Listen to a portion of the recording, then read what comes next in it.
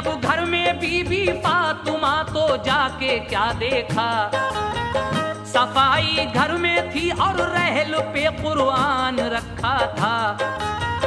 बिठाया फातिमा जहरा को और हसनैन को उसने, अदब से और इज्जत से निहायत इंकिसारी से।